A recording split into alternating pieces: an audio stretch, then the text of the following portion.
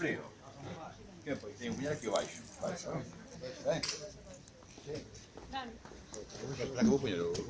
Pon. Movedos... De mismo Bilbao non Movedos... somos... Abride un pouco, senón as teles non dan ni grado. Un recto de Castro Verde, pero... Non é suficiente. Estamos todos? Sí. Moi ben. Bueno, sí. Bueno, moi ben, como saben, hoxe eu viña con toda a vontade de prestar declaración.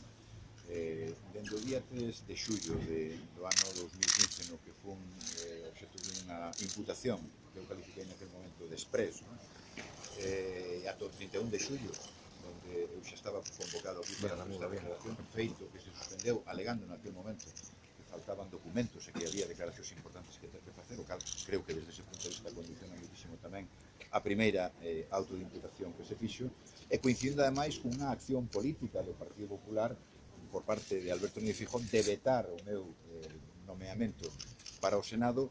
Levo desde esa data 6 meses para prestar declaración. E con ese ánimo acudía hoxe a este xulgado, pero como saben vostedes, comunicado previamente ademais os meus abogados aos que pago os meus aforros, por tanto, que non me saen gratis, e que tiñan un xicio previo na outra punta do Estado español, por tanto, con luz e taquígrafos na provincia de Málaga, e non podían asistir, comunicando ademais este xulgado o porqué e a xustificación, cousa que non emitiu a Seguridade Suiza, e propoñendo que houbera un abogado sustituto. En prácticas, co cal entenderán vostedes que nesas circunstancias, que un abogado nesta suposta macrocausa de cerca de 20 tomos, o dereito á defensa se sentía moi condicionado. Non acabo de entender por que esta declaración con esos condicionantes non se tiña suspendido ou posto antes. Eu levo 6 meses esperando nese sentido declarar e non entendo este proceder. Por tanto, creo que nese sentido o que aconteceu hoxe responde a unha pura lógica e ao puro sentido común. Por tanto, non teñen inconveniente en vir outro día, cando lógicamente estén os meus abogados, que son os que coñecen e están familiarizados con unha causa, como digo, vai cerca de 20 tomos. Non entendo o que acontece neste xulgado, como non entendín moitas cousas desde que se produce a miña imputación fai 6 meses, porque levo 180 días, pero parece ser que solamente o día 12 de xaneiro se podía facer esta declaración, que facerá lógicamente con todas as condicións e con todas as garantías, que é o que ten dereito todos os ciudadanos e eu tamén, que son un deles.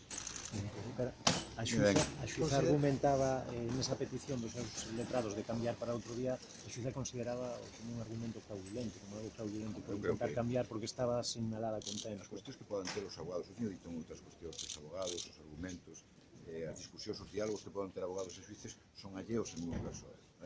E, por tanto, nese sentido, creo que o que debe proceder é o principio do sentido común. Cando hai unha persoa que está disposta a declarar e quere declarar, debe facilitarse esa declaración, tendo en conta se considera que é importante. Se non é importante, pois efectivamente non.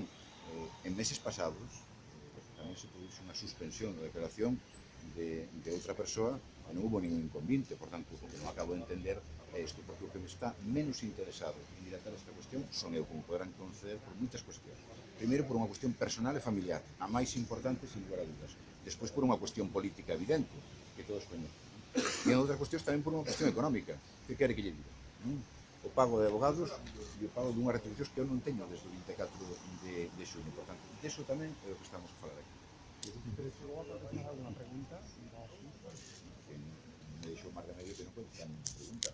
Se non se acepta que haxa os meus abogados, que todos temos dereito, o que se pretende é facer unha sustitución de un abogado de oficio. Supoño que non sei se será un xeño, non teño nada que desconfiar de un abogado de oficio un fondo, pero efectivamente, os 8 tomos en 5 minutos me parece moi rápido de aprender unha causa, pero pode haber casos así.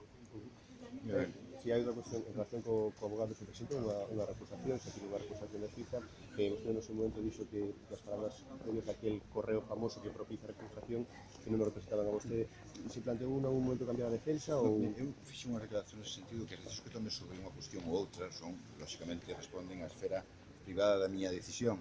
En todo caso, eu son alleo ás comunicacións que podan ter e os diálogos que podan ter abogados, as comunicacións máis ou menos amistosas, hoxe amistosas un futuro máis menos amistosas, eu son alleo totalmente a esa cuestión. Por tanto, nese sentido, o que dixe no seu día sigue valendo para hoxe.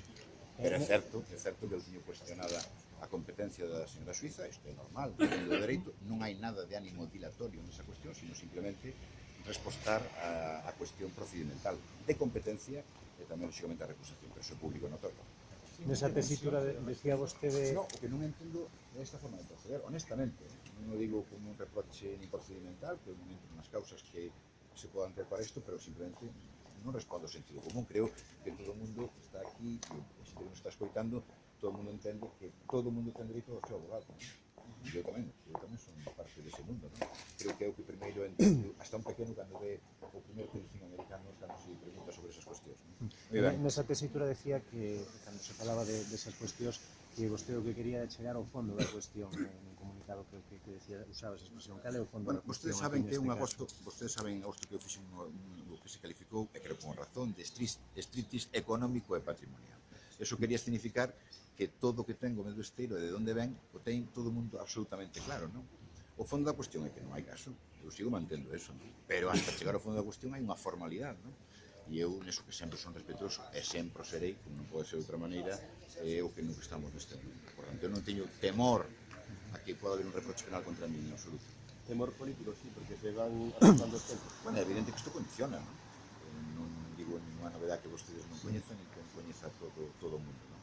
Pero eu espero salir desa integridade, porque se no fondo non hai nada, non debería haber retrasos e dilacións, que son as que eu non desexo en absoluto. Eu son o menos interesado en que haxa dilacións nesta zona. Sí, moi ben.